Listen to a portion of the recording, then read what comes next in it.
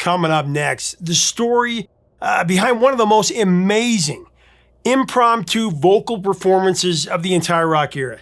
The guest vocalist on this song was so spellbinding, it stunned the normally nonplussed singer. Some sources claim that the performance was exerted with so much conviction and so much power, it actually caused the singer serious harm. It's an emotional and inspiring episode. This landmark song is so great, even people who can't stand the famous but polarizing band that are behind it still love this song. And even though it's one of their most played songs ever, it was never released as a single. The story's coming up next on Professor of Rock. Hey music junkies, Professor of Rock, always here to celebrate the greatest artists and the greatest songs of all time. You know, if you've ever willed your favorite song up the charts to hit number one, you're going to love this channel. Make sure to subscribe below right now to be a part of our Music History Daily. Legends are all here to tell their story. Click the bell so you never miss out. And make sure to check out our exclusive content on Patreon. The link for that is in the description. Also, make sure to look at our Vintage Years collection. We have the New Year's up. It was actually voted by you in the community. To get those, all 6 of them, or just whatever year that you love, click up here, the link up here, or you can go to professorofrock.com. No rock record, before or since, has ever so completely captured the sense of palpable dread that hung over its era. Those are the feelings of biographer Stephen Davis, expressed in his book Old Gods Almost Dead, the 40-year odyssey of the Rolling Stones. Now, the record that Davis was referring to is the Rolling Stones' haunting 1969 masterpiece, Gimme Shelter.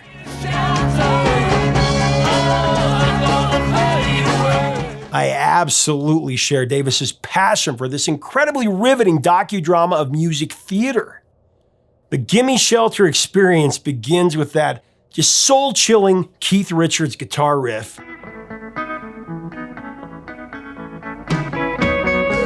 Followed by a searing Merry Clayton howl echoing in the shadows.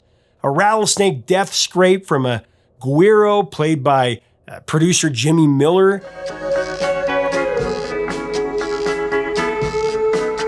The pulsation of Charlie Watts' drums gyrating with Bill Wyman's bass line that is joined by the subtle melancholy of a Nicky Hopkins piano.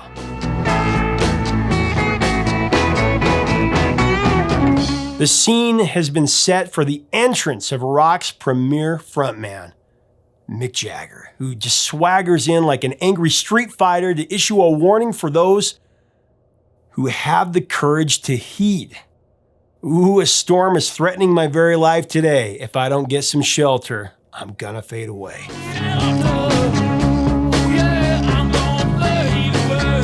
Gimme Shelter is about the children of a society rife with war, murder, fear, and crimes against women.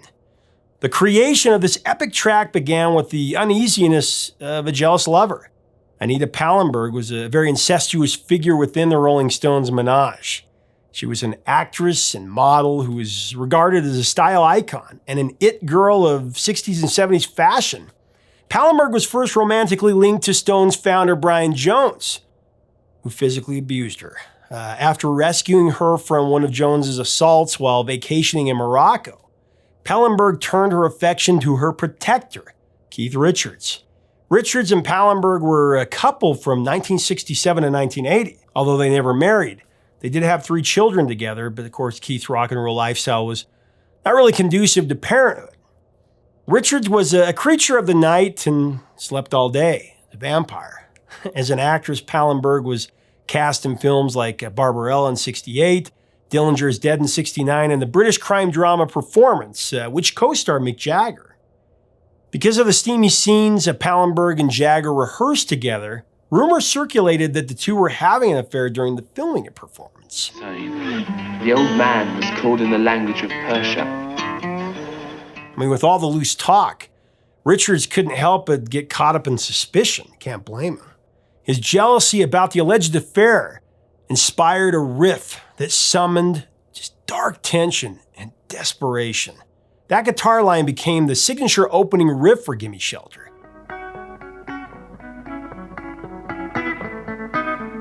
I mean, how many songs have been inspired by that moment? I just heard this song the other day, and I'm pretty sure...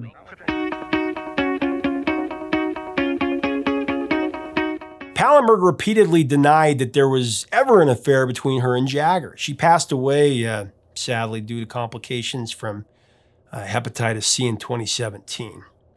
Richards wrote the majority of the lyrics for Gimme Shelter with Jagger. His words were not initially inspired by the Vietnam War or social unrest, for that matter. But the title of the song was conceived when Richards saw people scurrying for shelter from a violent rainstorm that wreaked havoc on the street below.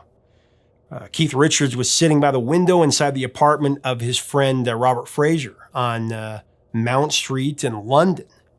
He was just passing the time, sitting by the window, strumming an acoustic guitar, when suddenly the sky turned black and a monsoon hit, bringing a heavy downpour. Richards watched as people frantically hurried about, running for cover. The mad scramble for shelter was the basis of the title for Gimme Shelter. But the song evolved to a much deeper, much darker consequence.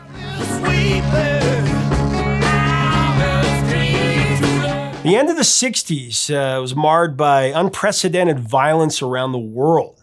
The assassinations of Martin Luther King and Robert Kennedy, the brutal murders committed by the Manson family in Hollywood Hills, and of course the Vietnam War was at its vicious worst with the My Lai massacre and Tet Offensive.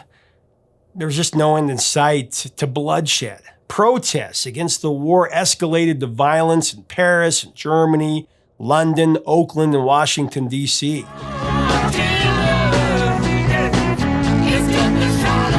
When Keith Richards and Mick Jagger began to write the lyrics for Gimme Shelter, instead of their composition being a song about refuge from torrential rain, it developed into a biting editorial about a world on a collision course to the apocalypse and a desperate plea for love and protection from the tempest, hoping that benevolence would inevitably overtake man's predatory nature.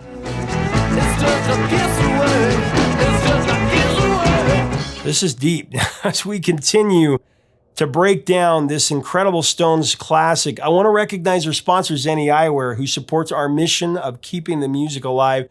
Right now at Zenni.com, you can choose from so many styles, so many frames, from prescription glasses, sunglasses, protective eyewear, readers, and blue blocks. Take some time at Zenni.com and design your new look today.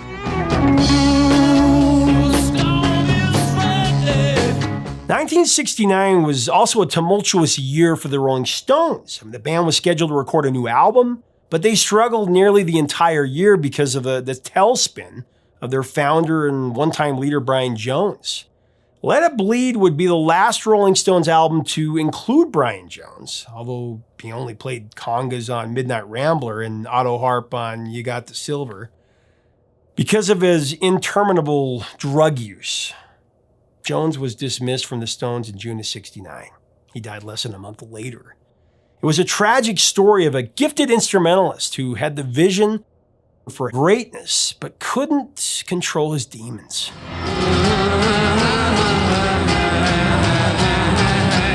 And of course, 1969 finished with another catastrophe for the Stones when violence broke out at the notorious Altamont concert.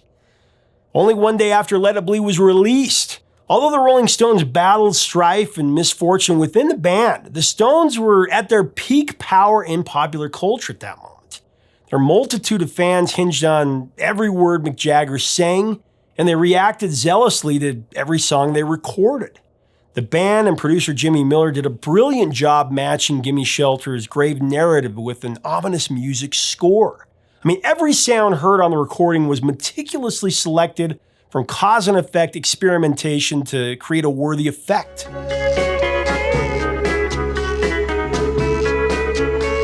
It seemed that the motto for choosing the gear for the production of Gimme Shelter was, if it's almost broke, don't fix it.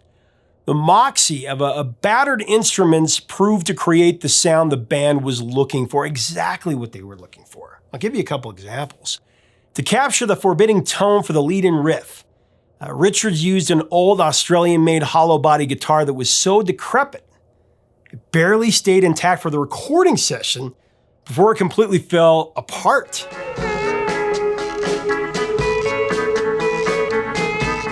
He told a writer from Guitar World in 2002 that the entire neck for the guitar fell off, and you can hear the instrument literally crumble on the original take.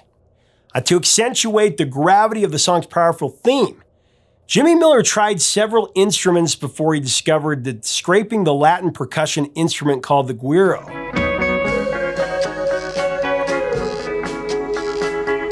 would produce a mysterious undertone that was the perfect effect for Gimme Shelter's arresting intro. The band also used a beat-up Triumph amplifier to further zero in on the distinctive sound that they wanted for Gimme Shelter.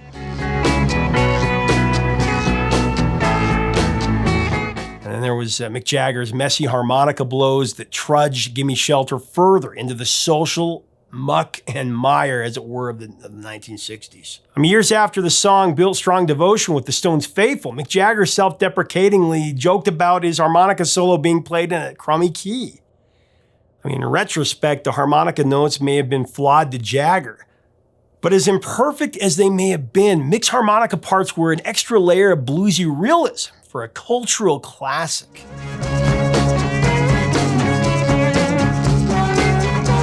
The vocal sessions for Gimme Shelter were recorded at Sunset Sound Recorders in LA. As usual, the sessions were conducted late at night. Around midnight, Jimmy Miller had the idea of having a female singer back up Jagger's lead vocal. Jimmy asked fellow producer Jack Nitzsche if he knew anyone in LA that he could get to come down to the studio that very night. Nitzsche thought of his friend Merry Clayton, who had sang on recordings with some real heavyweights in the business. There was the Supremes, there was Elvis Presley, and Ray Charles. Now, Clayton and her husband were in bed asleep at this moment, like most people. When Nitzsche called them, he called their home phone. When Clayton picked up the phone, Nitzsche said, "Hi, Mary, it's Jack. Are you busy?" Mary, heavily pregnant at the time, politely answered, "No, I'm in bed." Then Jack said, "There are some guys in town from England, and they need someone to come to the studio and sing a duet with them. Could you come?" At that moment, Clayton's husband, who could hear what Jack was saying over the phone, got really angry, and he pulled the receiver out of Mary's hands and yelled back at Nitzsche, "You're calling Mary at this hour to do a session? She's pregnant." Somehow, Nitzsche calmed Mary's husband down, and he actually got him to do a 180. He convinced Mary to get out of bed, go down to the studio, and do that particular vocal session. So she put on some clothes and drove to the studio.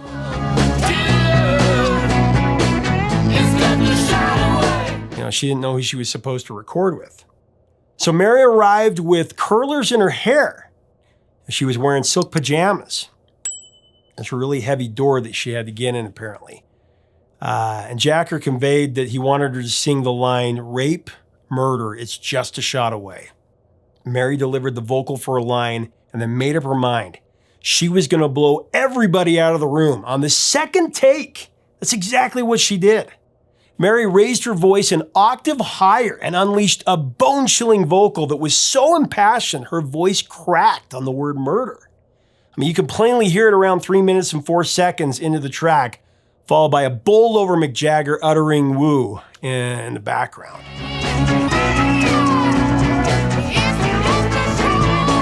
Mary did one more take before bidding everyone a good night and exiting the studio, leaving Nitzsche, Miller, Jagger, and Richards in complete disbelief of what they had just witnessed.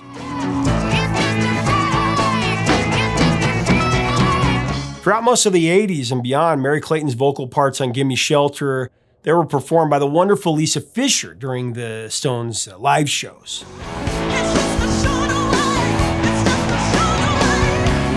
Lisa Fischer is a fantastic singer, and she does justice to the legacy of Gimme Shelter. But Merry Clayton's original late-night studio performance in 1969 is all time. It's such an unbelievable effort. It's like something that could only happen in a fairy tale or a movie. I just wish it had a happy ending for such a beautiful person as Merry Clayton, or maybe it ultimately does.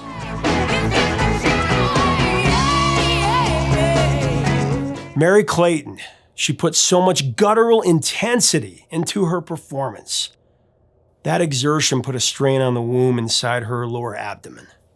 She also opened a heavy door, and according to her, when she got home from the session, she suffered a miscarriage the next day. So tragic. Merry literally put everything into that amazing performance on Gimme Shelter. It just brings new meaning to the term heart and soul. Without Merry Clayton, Gimme Shelter would just be a completely different song. I believe even Jagger and Richards would be the first to tell us that.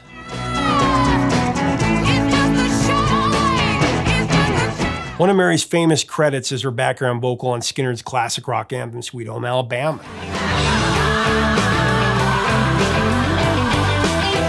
Mary was a regular on the 80s TV series Cagney and Lacey, if you remember, and she was also cast in the movie Made to Order. In 2014, Mary went through another terrible tragedy when she was in a serious car accident that resulted in the amputation of her leg below the knee. Now, she has no memory of what happened in that awful crash, and when she learned about the loss of her leg, she didn't panic or give up her will to live. The main thing that she was worried about was whether the accident would affect her ability to sing. She has such a beautiful voice. Mary was relieved, of course, when the doctors assured her that she would be able to continue to share her glorious gift. She's just one of the great stories in music. In early 2021, Mary and her family rejoiced in the release of a new studio album of gospel music entitled Beautiful Scars. We're going to link to it below. The title track was actually written by Diane Warren, and the album was produced by her friend, legendary record man Lou Adler. Again, we'll link to that below. You gotta hear it. She's just amazing. Stand up and be proud of your scars. Ooh. Gimme Shelter has been covered by many artists, as you can imagine, on recordings on the stage. Special live rendition, Grand Funk Railroad recorded a version in 1971. They released it as a single. It peaked at number 61 on the Hot 100.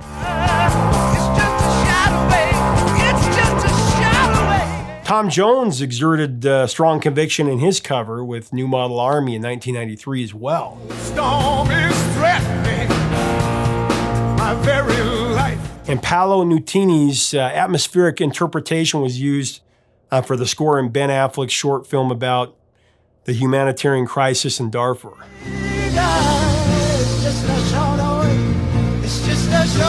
The most important remake to me, though, of Gimme Shelter is the one by Merry Clayton herself. It was the title track for her solo album in 1970.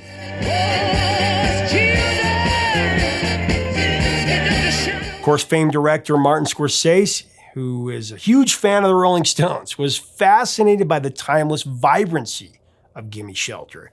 I mean, so much so that he's placed the song prominently in 3 of his most successful films, Goodfellas, Casino, and The Departed.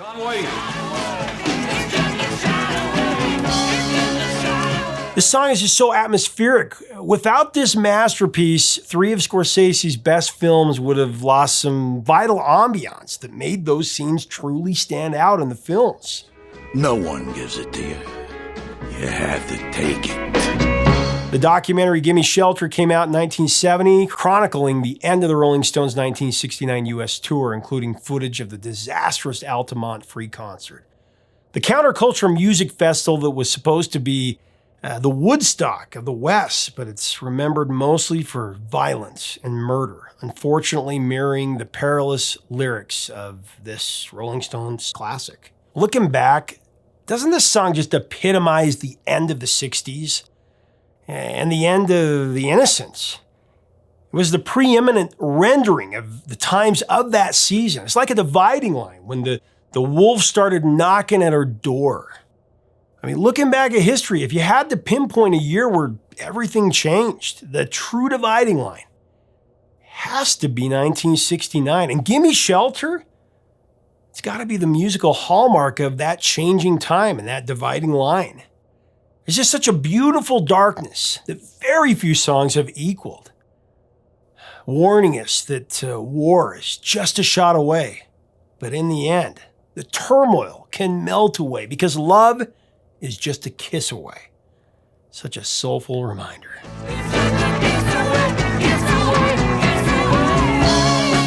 Leave us a comment about this landmark recording, one of the masterpieces of the 60s. What are your memories of this song? What times does it take you back to? Share in the comments. I'd love to hear. Tell us your feelings about the great Merry Clayton and the Rolling Stones at this time. If you like this episode, be sure to check out our other Rolling Stones episodes as well.